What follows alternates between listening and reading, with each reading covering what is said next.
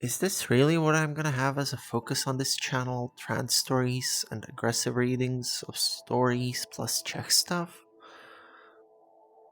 Well, it's a cozy enough grave. Hi. So there's this very common misconception that keeps being perpetuated by the English-speaking internet. Said misconception is that the word robot comes from the Czech word robota. While it does come from the word robota, in Czech, robota is a loan word from Russian denoting hard labor. The word itself was first used in the play R.U.R. by the at least nationally famous author Karel Čapek, and it was suggested to him by his brother Josef Čapek, an author himself. Karel originally intended to dub his factory line produced, developed in a laboratory, artificial humans intended for slave labor, well, labors. The textbook mentions of him, I recall from middle and high school, did not cover his English skills. Before we go any further, I must say this. Aranock, LK, this is your fault for making art in your Queer Relativity and Blade Runner 2049 videos, respectively. You see, I hadn't sat down to watch the Blade Runner movies up until literally the day LK put out her Blade Runner 2049 video, where I spent the hours before the premiere catching up. And because of that catching up, I was really surprised to find out that the replicants are the closest I've seen to a depiction of Čapek's original robots. While we do not know much about the process of creating replicants, we know that they are, in effect, reinforced flesh and blood. Muscles packed tighter than on a human, bones made stronger, tendons and joints more flexible and dexterous. And Čapek's robots are also flesh. The material they are made from being cultivated stem cells, discovered by the older Rossum, as another path to human cells. They are basically a grey putty that can be shaped into organs as needed, and old Rossum wanted to perfectly recreate a human being using them. His nephew, the younger Rossum, instead looked into streamlining the human form so as to produce robots on a factory line like cars. I need you to understand that this play was released in 1920. It would take a further 40 years for stem cells to be discovered and defined in a medical journal.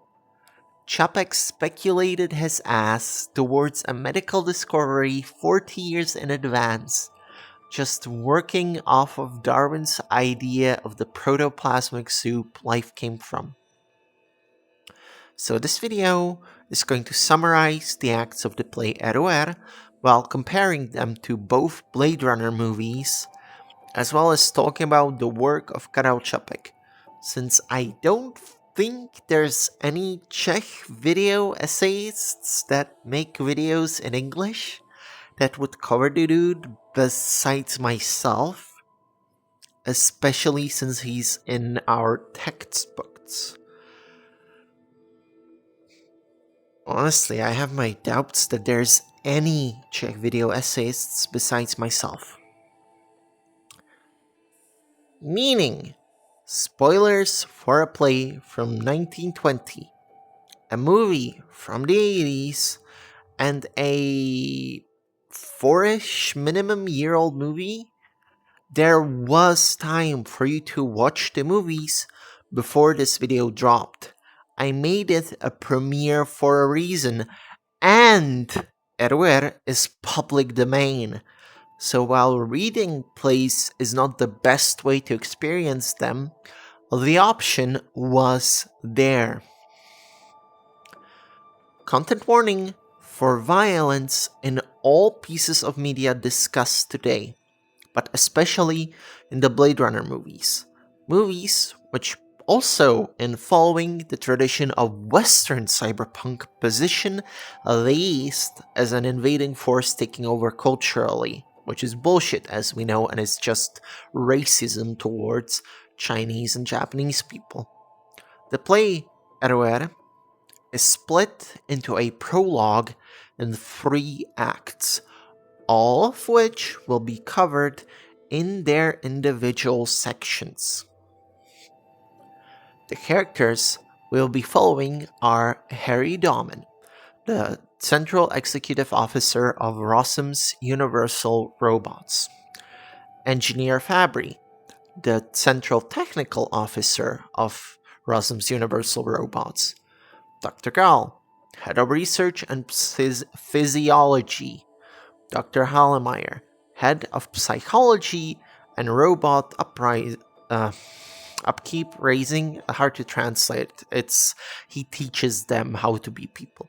Then there's Mr. Busman, the Central Commercial Officer of R.U.R, Mr. Alquist, the Chief of Construction at R.U.R, Helena Glory, the daughter of one President Glory, Nana, her nanny, and a collection of robots: Marius, Radius, Damon, Sula, Primus, Helena, and a number of unnamed ones. Make sure you have your tickets. Please find your seating. The play is about to start.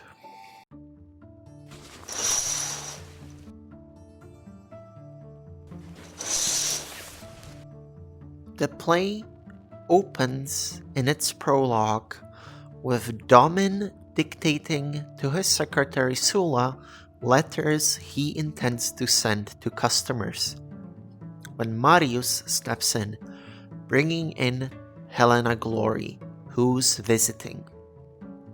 Domin asks Sula and Marius to leave them and begins talking with her, but not really talking with her, more at her, interrupting her anytime she speaks up because of his experience with previous visitors and their questions, which leads to an exposition dump.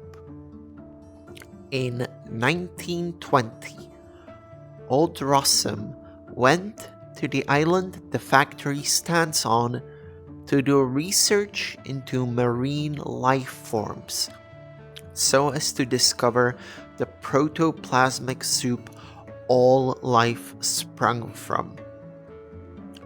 It took him 12 years, but he synthesized it.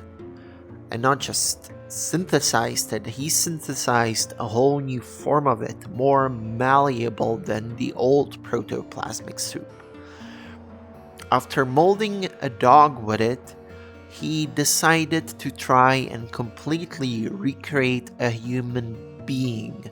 All the veins, all the lymph nodes, all the chemicals, skin, bone, flesh, all the organs. Including, of course, the non-essentials, as Domin calls them, like gamete producers. Ovaries and testes. Rossum's first success took 10 years and lived for 3 whole days.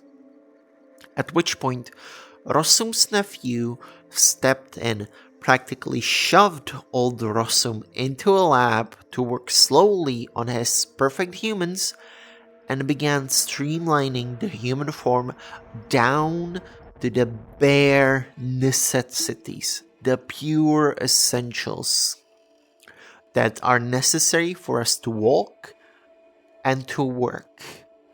Pure essentials that only last about 4 years on the base laborer model, closer to 20 on the secretary and nanny models. After that, they get worn out. In fact, he streamlined us so much, he even forgot to include pain receptors, which is bad because it means the robots are prone to hurting themselves and as such, pardon the turn of phrase, damage the merchandise. Following this exposition dump, it is revealed to Helena that Sula is a robot herself, which freaks Helena out because Sula is so human-like. She keeps asking Sula as well to tell her it's just a prank, bro, because she cannot believe that Sula, such a pretty young thing, would be a robot. After Sula leaves again, she, in this case Helena, complains that Sula is a man's name. Why'd they have her named after a Roman general? We thought Sula and Marius were lovers, dumb in the response. The process of creating the different parts for complete robots is spelled out, as is their production, which involves a ripening process after they are put together, where they learn and develop further, which can include parts they were not equipped with during manufacturing. This is important for later. And after a knock on the door, the rest of the human men burst into the office, simping as if Helena was Lady Dimitrescu. To be fair, they haven't seen a woman in years, besides the robot ones. Helena does not realize that they're humans though, believing them to be more robots, and so she declares the true purpose of her visit. The League of Humanity, robot rights activists. She's a member, and she intends to stop the production and exploitation of robots, teach them that they deserve rights. Like the hundreds of other activists and missionaries that have arrived on the island since production and sale began. The robots seemingly do not care.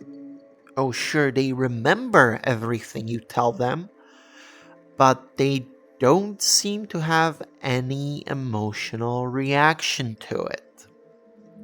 And why would they? They were not given the chemicals for emotions. They were only given what they needed to work. The men in the room explain all of that. Explain why robots are made the way they are. And that thanks to them, everything is getting cheaper. 2 cents for a pound of bread. These men are creating machine-powered luxury socialism, except the machines are flesh and blood. We finish the prologue with a declaration. Helena should marry one of the men, because they all fell head over heels for her, and they will ask for her hand in marriage. God, the Straits tire me.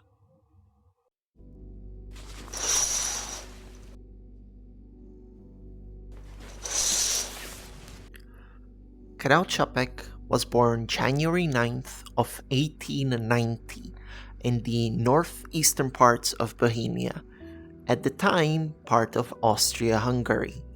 He was the younger of 2 brothers, with Josef being his elder. He was also chronically ill with a fucked up spine, which kept him from being drafted during World War I. While at school, he led a Czech liberation student group, which got him expelled and made him switch schools. His political activism, in fact, led to him being a journalist and eventually besties with the first Czechoslovakian president, Tomáš Garrigue-Masaryk. Sadly, the Munich Agreement between the UK, France, and Germany from 1938, that Germany would get the Sudets, border regions of Bohemia and Moravia, where Germans were asked to immigrate way back during the Middle Ages, broke his heart, and he died later that year from lung problems, which saved him from living through the Nazi occupation of Czech lands, because Slovaks made a fucking deal with the Reich and were spared this while backstabbing us, and you people wonder why we divorced in 1993. Anyways, it also saved him from the occupation, as said, and from being grabbed by the Gestapo. Now, his work is something alright. Up until R.U.R, it's mainly philosophical tirades about the human soul, along with newspaper articles. But then, he fucking did it. My man became a speculative fiction author. R.U.R in 1920 was his first, and as it is the play we're focusing on this video, I will skip over it at this time. His work has both plays and novels. As far as novels go, there's The Factory for Absolute, in which an engine that you can throw anything into and it provides clean energy is built. However, it releases a form of zealotry-inducing radiation that results in a war at the end of the novel. Next one is Krakatit, and it's weird. A guy invents basically a nuke without the nuclear part, but the same impact. Someone steals the recipe, and he chases him until he encounters a fairy tale blizzard and they chat about the meaning of life. Don't ask me, I didn't write these, I write silly stuff. The last novel I'll mention is War with Salamanders. Humanity discovers an intelligent species of salamander that they begin exploiting as a labor force. The salamanders go, no, fuck that, and get radicalized to the point of waging war with humanity. The other plays of note are the Makropoulos affair, which is about an immortal woman who craves oblivion after 300 years but fears death, and White Death, in which a fascist dictator desires war during the time of a pandemic, wow, topical, which he himself become a victim of, wow, extra topical. And the doctor who discovered the cure offers to cure the dictator if he does not go to war and instead declares peace. The dictator agrees, but the doctor is bashed by fascists on his way to the dictator to cure him, which sucks. His final play, Čapek's final play, is Mother, in which, a woman has lost her husband and all but one son to war, and she does not want that last son to fight, and the entire play is about trying to keep him from the war until the final moments where she can't, and so she hands him a rifle and sends him on his way, and that one came out shortly before he died, foreshadowing the war to come. Čapek definitely feels left-wing in certain aspects, but he also outright claimed to not be a communist because, I quote, he cares about people, which he definitely said in reaction to the results of the October Revolution in Russia, Stalin having taken over and turning it into an authoritative state while still using the label of communist. So you have this author who grew up in a country that was just part of a whole that exploited it, something Czechs and the Irish share historically. who then saw the October Revolution and the way that ended up failing because of a power-hungry asshole.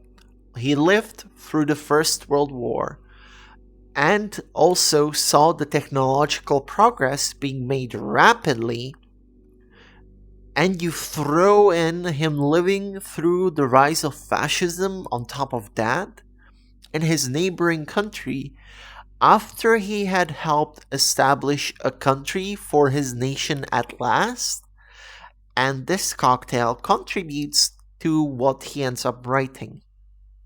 Keep all that in mind as we go through the 3 acts of R.U.R, now having covered the prologue, starting with the first.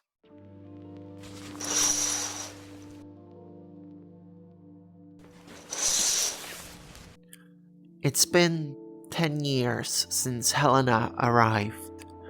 She brought her nanny Nana to the island if she had to stay there.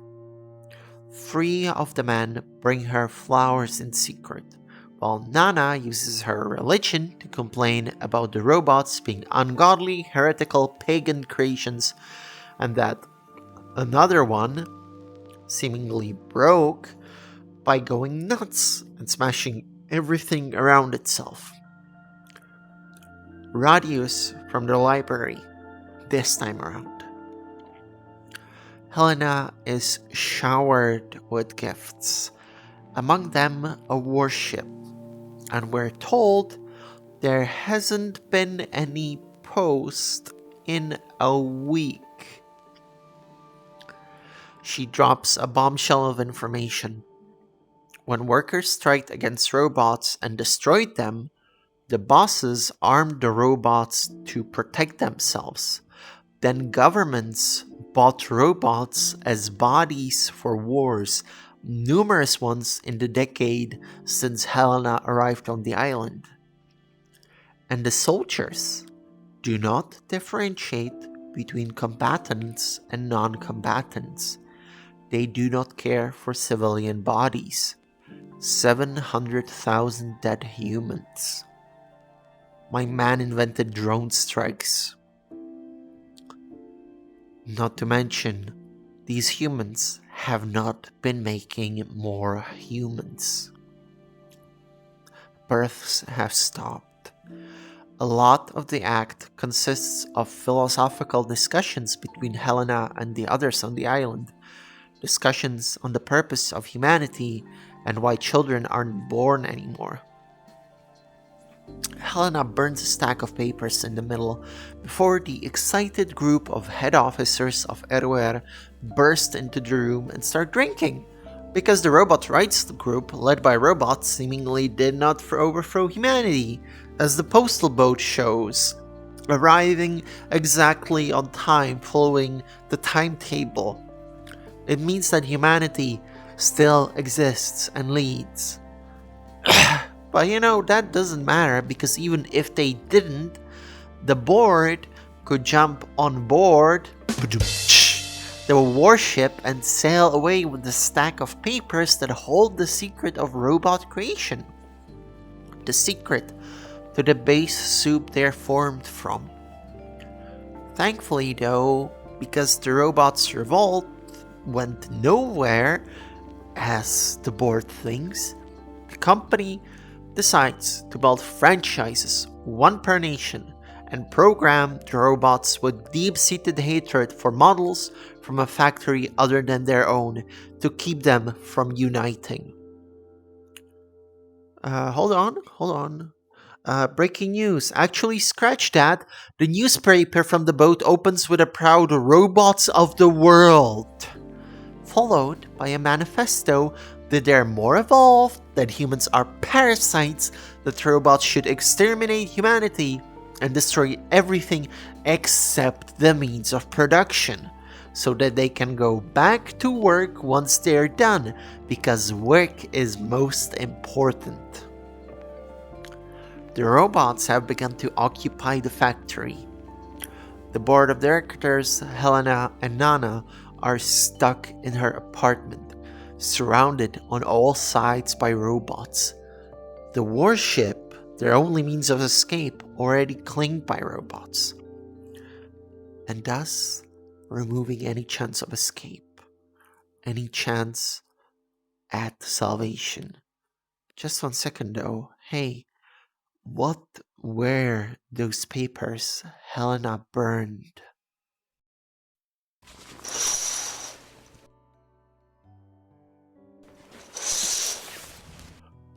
A lot has been said about the production of Blade Runner, about the narration present in the original theatrical cut that took the audience for complete morons, that cut included a definitive happy ending. More has been said about the director's cut, about the unicorn scene, how the lack of narration forces the audience to stop and think and take everything in. Not enough about how fucking bare bones the story itself is. I gave you time to watch the movies, more time than I had to catch up, and I said I'd spoil them at the opening, so if you don't want to be spoiled, go fucking watch them. Anyways, story. In the future, someone developed artificial humans called replicants, produced by the Tyrell Corporation. Said replicants have a 4-year lifespan, but other than that are stronger and faster and more dexterous than humans. Replicants are used for heavy labor off-world as well as for wars. If they revolt, a special cop is sent to quote-unquote retire them, a Blade Runner. 4 of these replicants decided, fuck that, we want to live long fulfilling lives, and smuggled themselves onto Earth. An ex-Blade Runner, Deckard, is called back into action to take care of them.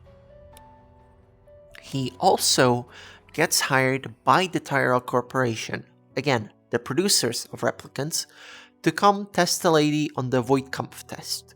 A test where your eye is scanned and recorded while you answer emotional questions. Questions that result in the baller question from the woman of, is this testing whether I'm a replicant or a lesbian, Mr. Deckard? Well, she's a prototype replicant with implanted memories to make them slightly more emotionally stable and easier to control. Deckard, because this is a movie from the 80s, falls in love with her and wants to protect her. He spends the rest of the movie taking out the 4 replicants that smuggled themselves down to Earth. One of them, the lead, killing Tyrell by gushing his eyes out, because Tyrell cannot extend the 4-year replicant lifespan. And this one, played by Rutger Hauer, rest in peace, has days left at most. The movie ends with a beautiful little monologue from him about memories vanishing like tears in the rain. He dies. Deckard books it out of the town with the lady replicant he fell for. Movie over. It really doesn't have that much substance to it narratively. Now, visually, it's gorgeous. The theme of the pursuit of not immortality, but just more time than you're given, is a great theme that I prefer to take on in Xenoblade Chronicles 3. But the movie's also really fucking misogynist.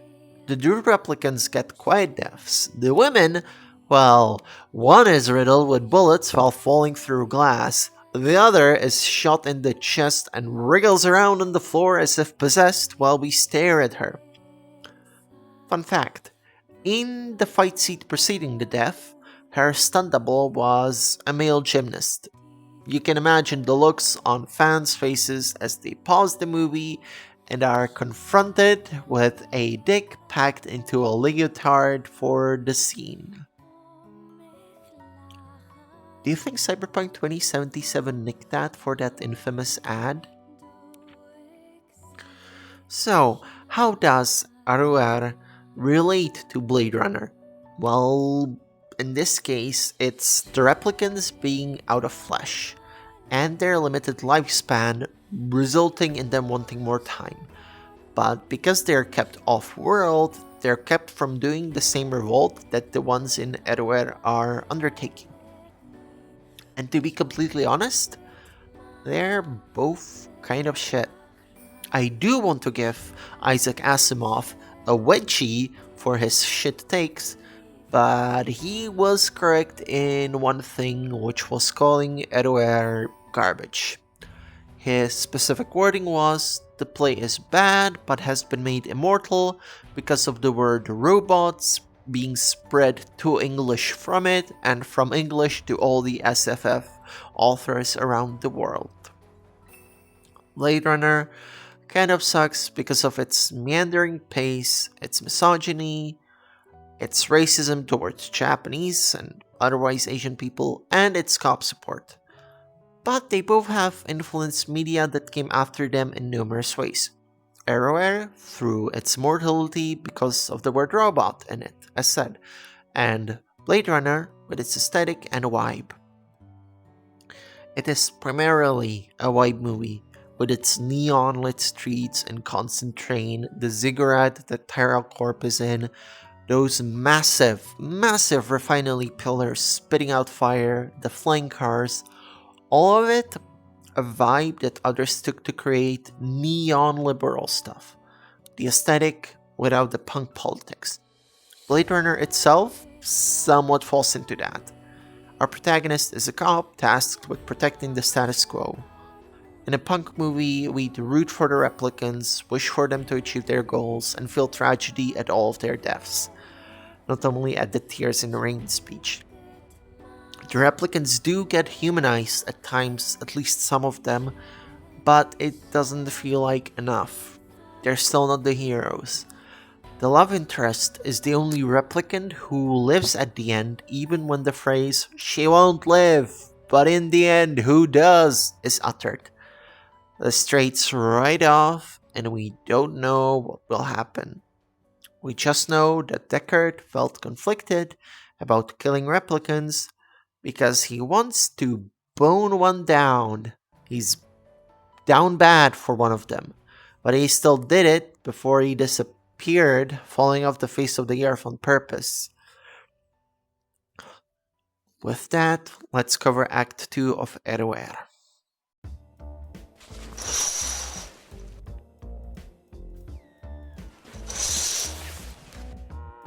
More and more robots ominously stand beyond the fence of the building we observe the events from.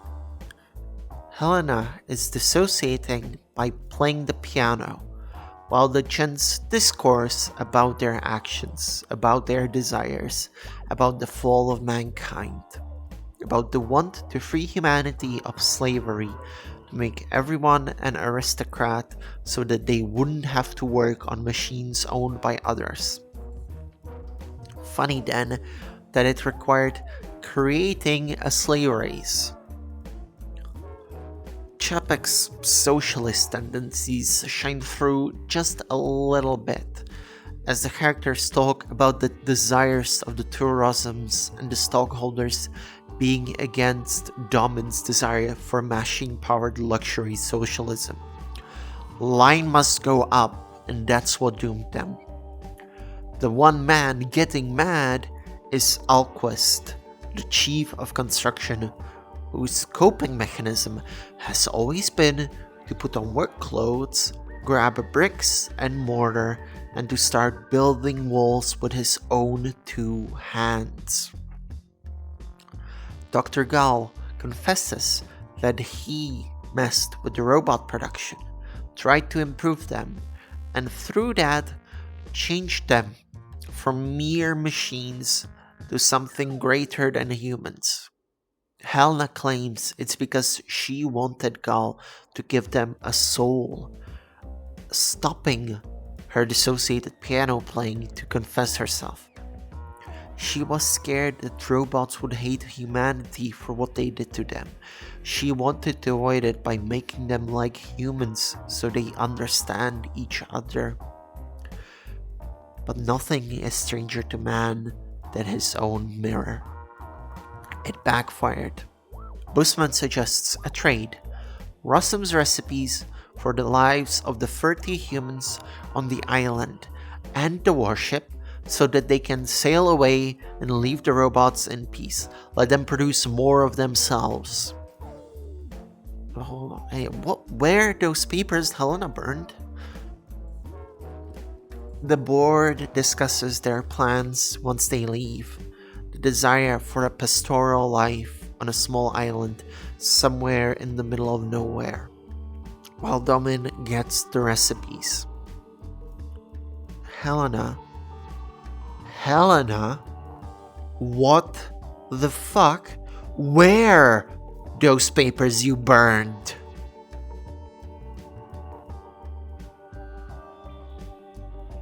Busman tries to buy them out using money instead, but ends up touching the electrified fence. One down. In the room, there's a light bulb above the fireplace. A light bulb that marks the power plant functioning under human control. It goes out. The fence is no longer electrified. The robots attack. Hallemeyer gets stabbed. 2 down. Everyone else is taken out of screen. All but Alquist. He asks to be killed, of course, but Radius decrees that due to being a worker, due to working with his hands and building houses, Alquist is not a human, but a robot, and thus is spared. As far as we know, he's the last human alive.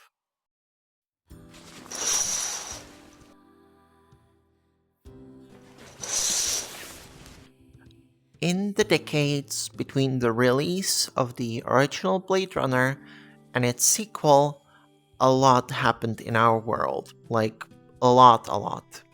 If you recall the opening of this video, you will remember that I pointed to Aranock's Queer Relativity and Lady Night the Brave's Blade Runner 2049 video for making me finally watch these movies.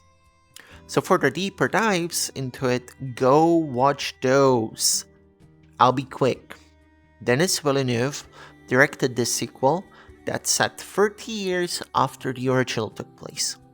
He collaborated with other creatives to produce media linking the gap between the two movies and providing us with some information. Tyrell Corporation managed to solve the 4-year lifespan problem for their replicants, so they can live full lives. They ended up using these full lives to attack Tyrell buildings, causing the event known as the Blackout, so that they are no longer tracked. All information is wiped off of digital stores. Analog media is the only thing that survives. Tyrell is dismantled for this, and a new Dark Age almost happens. But that's when Wallace stepped in. New replicants with implanted memories and so-called baselines that can be monitored and tested to see if they're diverging from them, because that would make them harder to control, you see. They still need to retire, quote-unquote, retire, the Tyrell-era replicants, so Blade Runners still exist. Except now, some of them are class traitors, because they were literally assigned combat production. One of these is Kay, also known as Joe by the end. Kay is the protagonist of Blade Runner 2049, a Wallace-era replicant built to be a Blade Runner. He has a domestic AI named Joy at home, who exists as a hologram projection without mass or the ability to touch stuff and feel things. At the start of the movie, she's locked to the apartment. Joe got her a gift, a projector that lets her exist anywhere he brings it with him. The rest of the movie deals with fighting finding the child born of Deckard and the replicant he fell in love with. Because if it gets out that the replicant gave birth, it will shake the foundation of the world. Cave thinks it's him because he has the memory of that child and finds the wooden horse from the memory. It's not. The child was a girl. Jo dies in the end. Okay. The child is reunited with her father, who left to protect the child from Wallace testing her. We do not find out more. Again, watch LK's video on it for more details. The relationship between Blade Runner 2049 and R.U.R is a very specific one, and it's all about the plot of births. In R.U.R, humans have stopped giving births. In Blade Runner 2049, a child has been born from a replicant mother. Wallace desires that because it would make production easier if they could make the robots fuck each other and give birth to babies, in turn perpetuating the slave race. But if they can give birth, they're more human than the cops and the establishment believe. We need to finish R.U.R to see why that's significant. Final act.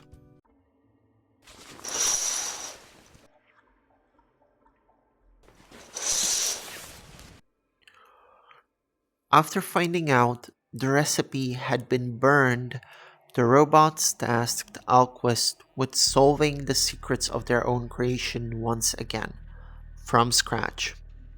Alquist is not a scientist, he's a builder. Give him a plot of land and material, he'll build you a 2-story house with a basement and an attic and a pool in the backyard. But ask him to recreate a miracle of biology? Well, he's fucked. He's also fucking ancient already. The 2-year gap between acts 2 and 3 has not done him any good. But the robots keep demanding he give them the secret. They're afraid of dying out, you see. Like the humans they wiped out in their attempt to be like us. They looked at human history and saw conflict after conflict and decided to be human is to kill humans. Alquist can only tell them one thing. Start fucking! Start breeding like animals, like humans used to. Robots can't. They were designed without junk. They were designed without junk. The younger Rossum and the entire board of directors are fucking idiots. Know why? Let me quote a classic Undertale fan comic that concerns Metaton X being created. Alphys says, what kind of an idiot makes a robot you can't fuck? Well, these idiots did. The robots demand Alquist perform vivisections to solve the issue, to figure out the secret of their creation and existence. One is performed off-screen on the Radius, but Alquist rushes out, faint, cursing his bloodied hands, while 2 robots look on, Primus and Helena. The 2 care for each other. Helena feels things. She was made in the image of the human Helena, but 2 years ago was little more than a pretty doll with no interiority.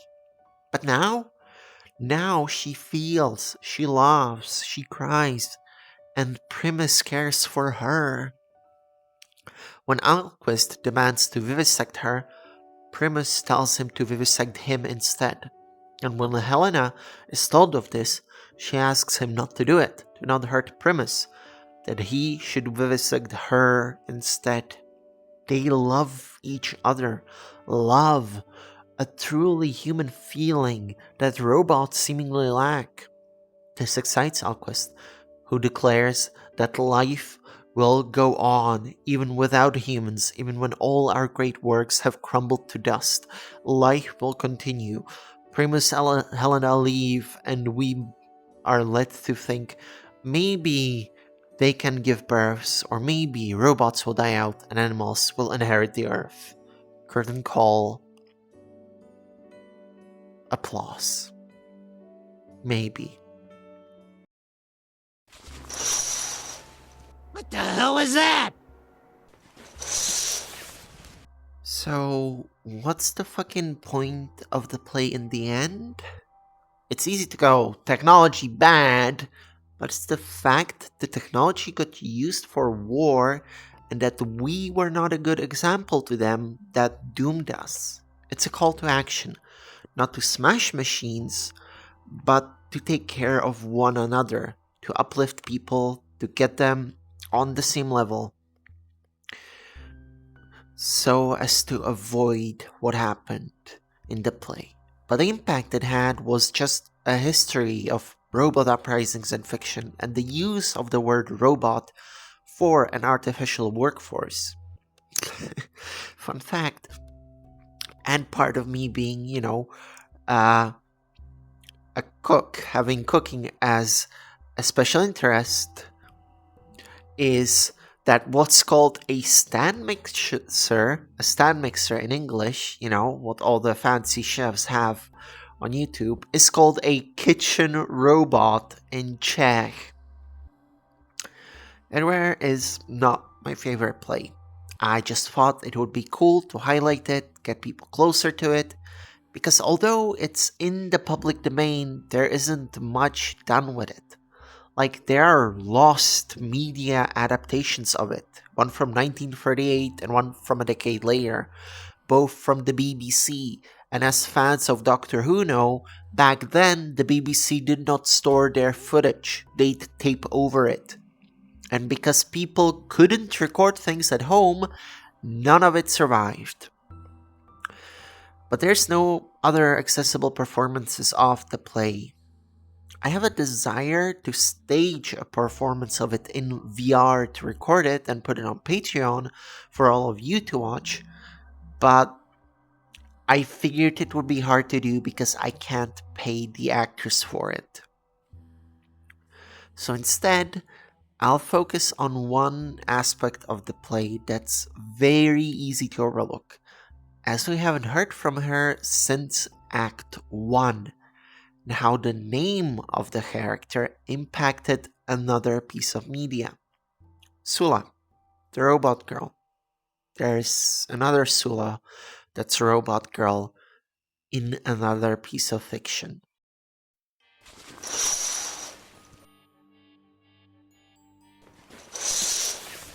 Oh Human Star is a webcomic by Blue Delinquenti told in 5 chapters. In an alternate history that starts in 2001, a brilliant scientist named Alastair Starling, Al going forward, discovers a way to copy human brain scans onto artificial versions for the purposes of producing robots. Al dies early, however, due to an illness. He awakens 16 years later in a robotic recreation of his body at the time of death, with all his memories and personality intact, and is dropped on the front porch of his lover. Said lover had tried to bring him back before, but he failed in a way. That copy didn't have any of Al's memories. She's still alive though. Her name is Sula. The brain scan got everything except seemingly the memories. Everything. The robot girl is Al, without the baggage of 40 years of memories and expectations beaten into him by queerphobic conservative relatives. It's why she told her adoptive father, the lover, that she's a girl when she was 12. They built her older body to be that of a girl because she ages by transferring to bodies that look older. This one also got rockets in her feet so she could fly. But that means the scientist, Al, brought back exactly like at the time of death, and the robot trans girl named Sula are the same person, right? What does this mean for Al? You should read O Human Star if you haven't yet. It's gorgeous, it's funny, it's heartwarming, it's smart. It made me cry happy tears and sad tears too. The world Blue builds is fascinating, and at its core, the webcomic is a discussion between trans kids and trans adults from different backgrounds. A discussion on how, if circumstances were different, the trans people that only figured themselves out at 40 could have figured themselves out at 12. A discussion about the importance of supporting trans kids, supporting who they are, helping them along, being there for them, being a force of love and compassion and care in their lives. A discussion about not leaving behind our elderly, those of us who couldn't come out until they were old and will never pass in the way we're expected to. The only thing O Human Star takes from R.U.R is the name Sula and the robots creating their own society and culture, but one that interacts with humanity organically. They're not at each other's throats, they just are. As well as some quotes. The first chapter ends with the English translation of one of Domin's lines from R.U.R. Nothing is stranger to man than his own image. In the comic, used to highlight the central conflict of the story, the question of how much of Al is in Sula and vice versa. In the play, it's spoken in Act 2 when Helena confesses to asking for the robots to be more human, which resulted in them slaughtering humans. Do I have a conclusion to this whole mess of a video? No. I just wanted to info dump and kind of test my limits in terms of editing and staging. Enjoy the unscripted Patreon thanks section. Good night.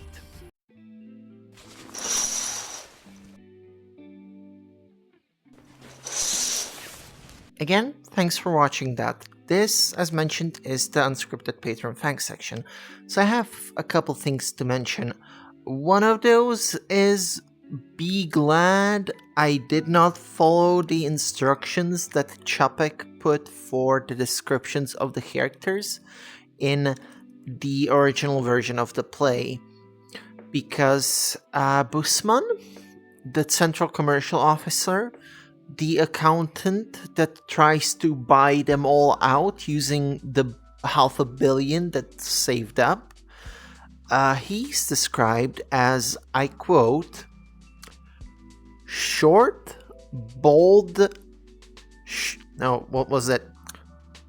stocky, bold, short-sighted Jew. That's how he's described. So, Čapek, Kyle, what the actual fuck? What the actual fuck?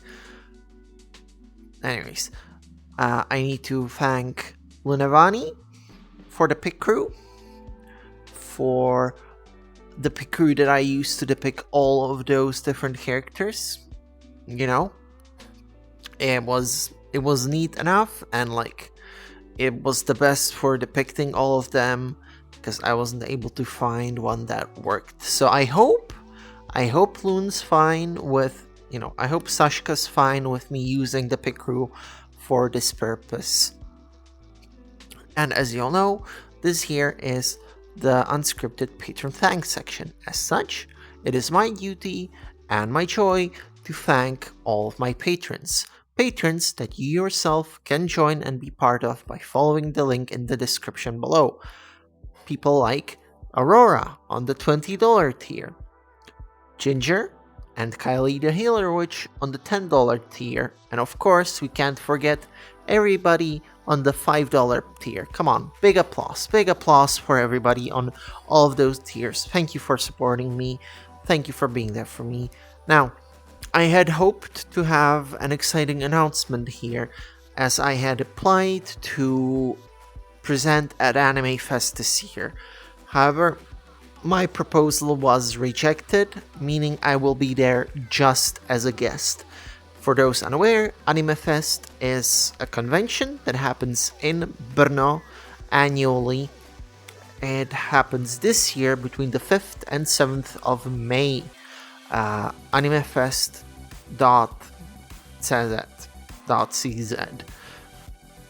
I will also link it in the description if you feel like going. If you're somebody who's in Europe and feels like going to the con and encountering me and saying hi. I don't expect there's many of you. I don't expect that you all have the time and opportunity to visit me just for that. So here's an option. And I'm still contemplating whether or not to actually cover the topic I was going to cover there. You see, the plan was I'd do the presentation in Czech, and then I'd make a companion video that's the same presentation but in English. And the topic is basically looking historically at how the term trap even came to be, because there's videos that just argue, yes, it's a slur, and cover little bits of history. They don't go very deep enough into the cultural background for why that term is a slur. Yes, I did see that Natalie Wynn ContraPoints video. I don't feel it's enough. And it did not go into far enough detail. And the Pedantic Romantic covered a lot of stuff, but there's some details that are overlooked. So I'll leave it up to you if you want me to make that video. One way or the other, you're getting a proper full video next month. That's gonna be the unpacking video. I have the idea for a little light shitposty video about Kafala, and then I can make the Code Vein video before I do the Fullmetal Alchemist video, which I have until October 3rd to finish. So there's still about half a year for me to do that. And I'll be sure to have it done by then. With that, I think, Katie, this has been me rambling about a cultural thing from my nation for the past about an hour. I hope you had fun. I'll see you next time.